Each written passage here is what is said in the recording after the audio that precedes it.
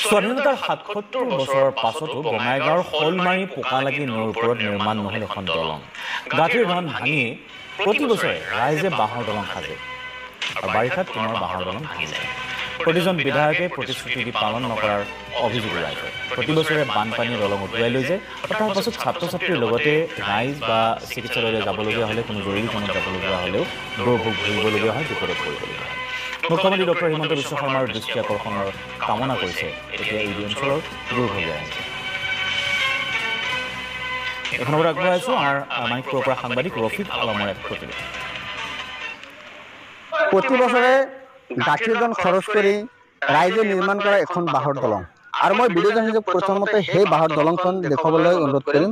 এয়া হৈছে বঙাইগাঁও জিলাৰ নৱগঠিত সৃজনগ্ৰাম বিধানসভা সমষ্টিৰ অন্তৰ্গত শলমাৰী পোকালাগি নৈৰ ওপৰত এখন বাঁহৰ দলং আৰু এই বাঁহৰ দলংখনেদি বছৰ বছৰ ধৰি এই বৃহত্তৰ অঞ্চলৰ ৰাইজে যাতায়াত অব্যাহত ৰাখিছে। এই বৃহত্তৰ অঞ্চলৰ ৰাইজে এই দলংখনেদি প্ৰতিদিনে এনেদৰে যাতায়াত অব্যাহত ৰাখিছে, কিন্তু তাৰ পিছতো এই ঠাইখনত এখন দলং নিৰ্মাণ নহ'ল। এই অঞ্চলৰ দীৰ্ঘদিনীয়া সমস্যা এই দলংখন, কিন্তু এই দলংখন নিৰ্মাণৰ ক্ষেত্ৰত কিন্তু জনপ্ৰতিনিধিয়ে হওক বা চৰকাৰ হওক এতিয়ালৈকে কোনো গুৰুত্ব প্ৰদান কৰা নাই। আৰু এই ঠাইখিনি আচলতে পূবফালে ক'ব গ'লে কেইবাটাও বিদ্যালয় মহাবিদ্যালয় আছে আৰু প্ৰতিদিনে হাজাৰ হাজাৰ লোক কিন্তু এই দলংখিনিত অহা যোৱা কৰে। তাৰ পিছতো কিন্তু এই ইয়াতে দলং নিৰ্মাণৰ ক্ষেত্ৰত কোনো গুৰুত্ব প্ৰদান কৰা নাই জনপ্ৰতিনিধিসকলে। আৰু এই ক্ষেত্ৰত ক'ব লাগিব যে ইয়াৰ যি স্থানীয় লোকসকল আছে, এই স্থানীয় লোকসকলে কিন্তু তেওঁলোকৰ জৰুৰীকালীন সেৱাৰ পৰা তেওঁলোকে বঞ্চিত হৈছে। তেওঁলোকে এম্বুলেন্স সেৱা বা বিভিন্ন ধৰণৰ জৰুৰীকালীন সেৱাৰ পৰা বঞ্চিত হৈ আছে, যাৰ ফলতো কিন্তু দেখা গৈছে যে এই বৃহত্তৰ অঞ্চলৰ ৰাইজে প্ৰতি বছৰে লাখ লাখ টকা খৰচ কৰি, ক'ব গ'লে যে প্ৰতি বছৰে 1 লাখৰ পৰা 1.5 লাখ টকা খৰচ কৰি তেওঁলোকৰ যি দলং নিৰ্মাণ কৰি তেওঁলোকৰ যাতায়াত অব্যাহত ৰাখিবলগীয়া হৈছে। আৰু মই এইখিনিতে যিখিনি জানিছোঁ যে ইয়াৰ পূৰ্বৰ যিসকল বিধায়ক আছিল অগপৰে হওক বা কংগ্ৰেছৰে হওক, এই বিধায়কসকলকো কিন্তু এই ঠাইখনত এখন দলং নিৰ্মাণৰ ক্ষেত্ৰত এই অঞ্চলৰ ৰাইজে দাবী উত্থাপন কৰি আহিছিল, কিন্তু তাৰ পিছতে কিন্তু আজিলৈকে দলং নিৰ্মাণ হৈ নুঠিল। মই কিছু স্থানীয় লোক আছে, স্থানীয় লোকসকলৰ পৰা মই কিছু কথা পাতিবলৈ চেষ্টা কৰিছোঁ। শলমাৰী যিখন দলং আপোনালোকে প্ৰতি বছৰে পকেটৰ পইচা খৰচ কৰি দলংখন নিৰ্মাণ কৰি অহা যোৱা কৰি আছে, কেনেকুৱা অসুবিধা মানে সেইটো একেবাৰে অসুবিধা। মানে আমাৰ বিধায়ক আছে, সেই বিধায়ক ক'লো, প্ৰেচিডেণ্ট আছে, তেওঁলোকক ক'লো, মানে একোৱে গুৰুত্ব নিদিয়ে আৰু বছৰে বছৰে এই দলংখন ভাঙি যায়। যেতিয়া আমাৰ বাৰিষা কাল আহে তেতিয়া মানে খুব অসুবিধা হয়। মানে সেইপাৰৰ মানুহ ইপাৰে আহিব নোৱাৰে আৰু ইপাৰে মানুহ সিপাৰে যাব নোৱাৰে।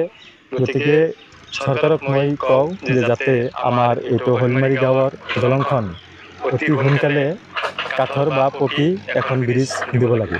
দলংখন প্ৰতি বছৰ ৰাইজে গাঁঠিৰ ধন ভাঙি দলংখন দিয়ে, আচলতে কিমান টকা খৰচ হয় আৰু এই ক্ষেত্ৰত জিলা প্ৰশাসনক বা জনপ্ৰতিনিধিসকলক কি কয়?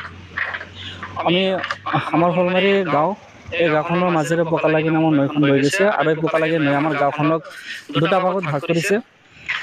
কিন্তু বহু বছৰ ধৰি ইয়াতে ৰাইজে এখন দলং নিৰ্মাণ কৰি আহিছোঁ, বাঁহৰ দলং, আৰু এই দলংখন নিৰ্মাণ কৰোঁতে প্ৰতি বছৰে প্ৰায় 1 পৰা 1,20,000 টকা খৰচ হৈ আছে। আৰু এই টকাখিনি আমি সম্পূৰ্ণ শলমাৰী গাঁৱৰ ৰাইজেই বহন কৰিব লগা হয়, খৰচ কৰিবলগীয়া হয়। আৰু ইয়াতে কোনো ধৰণৰ চৰকাৰী হওক বা কোনো ৰাজনীতিৰ জনপ্ৰতিনিধিৰ হওক কোনো ধৰণৰ সহায় লোৱা নহয় বা তেখেতে সহায় নকৰেও। আমি বাৰম্বাৰ অনুৰোধ কৰি আহিছোঁ বিগত দিনৰ পৰা, যেতিয়া ইয়াতে বিধায়ক হিচাপে একেৰাহে 4বাৰকৈ নিৰ্বাচিত হৈছিল ভূপেন দাই, তেখেতকো অনুৰোধ জনোৱা হৈছিল, গুৰুত্ব দিয়া পৰিলক্ষিত হোৱা নাই। তাৰপিছত আব্দুল হাই, তেখেতেও ইয়াতে 2বাৰকৈ বিধায়ক হৈছিল, তেখেতেও গুৰুত্ব দিয়া পৰিলক্ষিত হোৱা নাই। এইবাৰ নতুনকৈ বিধায়ক হৈছে সন্মানীয় আব্দুল বাতিন খন্দকাৰ চাহাব, তেখেতকো জনোৱা হৈছে যদিও তেখেতে ইয়াত মাত্ৰ 1 লাখ টকা এটা দিয়াৰ কাৰণে মনস্তাপ কৰিছিল, কিন্তু সেই টকা আজিলৈকে মঞ্জুৰ হোৱা নাই। প্ৰায় 1 বছৰ আগত কৈছিল যে 1 লাখ টকা মই দিম, কিন্তু আজিলৈকে সেই টকা ৰাইজে পোৱা নাই। আৰু সেইকাৰণে আমি এটাই অনুৰোধ জনাইছোঁ চৰকাৰক, যিহেতু অসমৰ সন্মানীয় মুখ্যমন্ত্ৰীয়ে গাঁৱে নগৰে চহৰে সকলোতে উন্নয়নৰ ডাকডোল বজাই আছে বা সকলোতে উন্নয়নৰ কাম চলাই আছে। আমি সেইকাৰণে অনুৰোধ জনাইছোঁ যে তেখেতে যাতে ইয়াত এখন কাঠৰ দলং হ'লেও নিৰ্মাণ কৰি দিয়ে, সমগ্ৰ অঞ্চলৰ ৰাইজৰ লগতে ছাত্ৰ ছাত্ৰীসকলৰ পৰম উপকাৰ কৰে। আৰু ওচৰতে যিহেতু এখন বজাৰো আছে, সাপ্তাহিক বজাৰ, এই বজাৰখনত যিহেতু ক্ষুদ্ৰ ব্যৱসায়ীসকলৰ যাতে সহায় সুবিধা হয় তাৰ কাৰণে ইয়াত হ'লেও আমি স্থানীয় লোকসকলৰ মন্তব্য ল'লোঁ। আচলতে এই অঞ্চলৰ ৰাইজৰ এই দাবীটো হৈছে দীৰ্ঘদিনীয়া, আচলতে ক'ব গ'লে 20ৰ পৰা 25